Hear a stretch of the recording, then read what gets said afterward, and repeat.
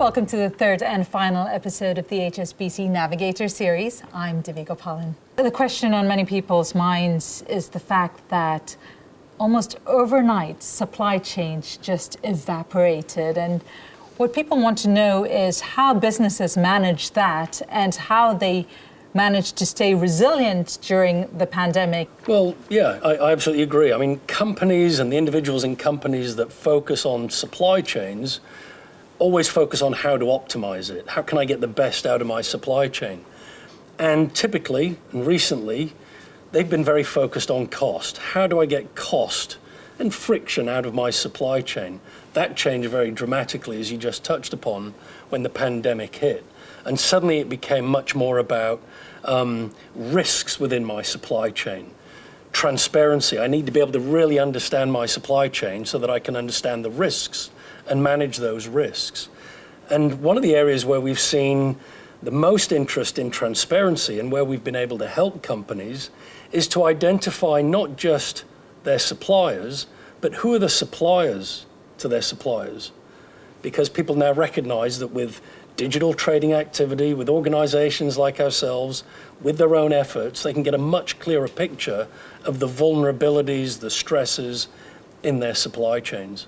A real standout from the Navigator report is the fact that actually more than half of Asian companies have said they're going to look much more closely at the transparency in their supply chain, the traceability of the goods and services, where they're coming from.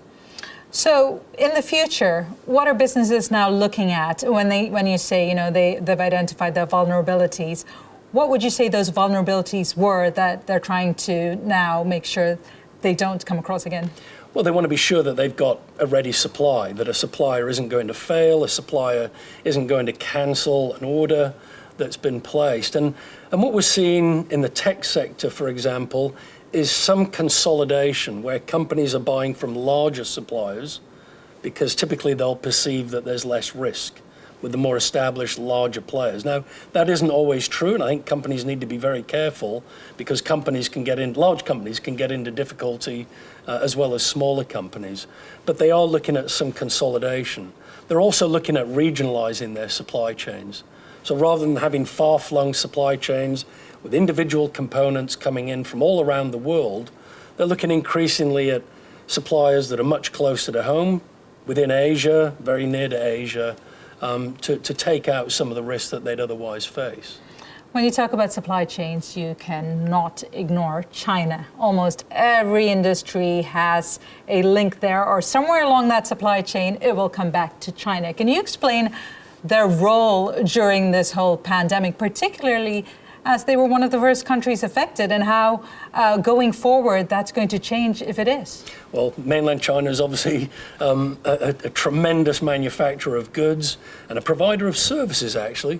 And it's manufacturing goods for its own domestic market increasingly, but also for the world market. Obviously, we've seen some changes in China's trade with the US, and we have seen a decline. But interestingly, where other countries have stepped in to provide the US where China once supplied them, China has now switched to supplying other countries around the world, particularly in Asia. And net, China's contribution to the global supply chain has actually gone up, despite some of the geopolitical tensions. Can you give us an idea of how things have shifted in that sense?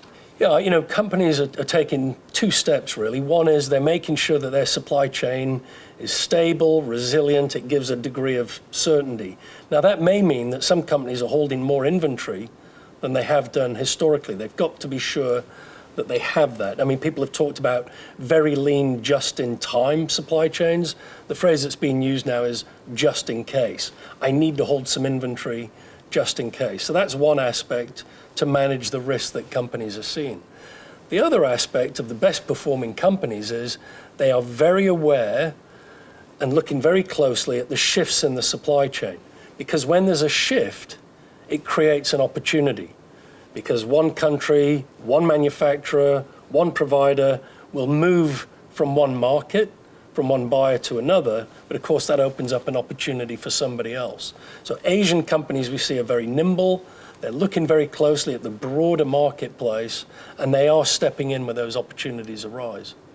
So I find this idea of shifting supply chains quite interesting. Could you tell us more about it and give us some examples? Yeah, what we've seen through the US-China geopolitical tensions is changes in the supply chain between those two nations. And I think what's particularly interesting is where China has supplied less goods to the US, others have been very quick to step in, very naturally, as one would expect. And this includes Asian countries. Vietnam, Thailand, for example, and Mexico are much more active supplying US companies than they were before. The Chinese companies that were focused on the US market have equally quickly and nimbly shifted their attention to other markets. And they're much more focused now on Asia, for example, than they were previously. So net, China, although it's lost parts of the US market, it's actually providing more goods into the global market than it was before those tensions began. So what we're seeing is China's still supplying more, even, but just to different places. That's right. And there's a particular benefit for the ASEAN countries. I mentioned Thailand, Vietnam, Malaysia actually as beneficiaries of China supplying less to the US. Actually, the ASEAN market itself is very robust. There's growing middle income, strong consumer demand, and so companies in those nations are doing well with their own markets, as well as replacing China in certain other markets. As many companies are trying to return to profitability, they're mitigating their losses. How important is sustainability really when it comes to looking at their supply chains? Well, actually, it's a big deal for Asian companies because those that were surveyed in the Navigator report, 36% of them said they're going to make their supply chains more sustainable. Now, that's because they recognize that their consumers and their counterparties are looking for sustainably produced goods and services. That's 14 percentage points higher than the companies that were surveyed in other parts of the world. And Stuart, before we go, more for a personal question to you. A lot of people have been struggling. They've suddenly had to change the way they work, the way they interact. These are unprecedented times. What would you say that has impressed you or that's left a lasting impression on you during this time, particularly with your employees and your colleagues and the people you've worked with? Well, I think with our customers, the one thing that really stands out is how openly people are communicating. I think there's been lessons in the past that communicate with your banker, your supplier, your buyers is absolutely critical. And those are the companies that are going to come through this. When we meet with customers and we talk to them, I think one of the first things they talk about and where the real feeling comes in is how their employees have worked through the difficult times, how loyal the employees and how professional they've been. And I feel the same way about our employees at HSBC.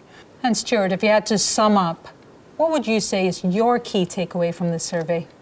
Well, it's a pretty well-used phrase from some past challenging periods, and that is, don't waste a crisis. This crisis is throwing up opportunities for companies that are well positioned. It may be taking advantage of shifting supply chains. It may be privatizing listed companies. It could be acquisition targets. It could be taking market share. The companies that are going to be able to do that we see are those that are investing in innovation, they're investing in digital channels, they're customer-centric, and they're thinking about how to supply the market in a more sustainable way. Thank you, Stuart. Great to speak to you as always. Thank you.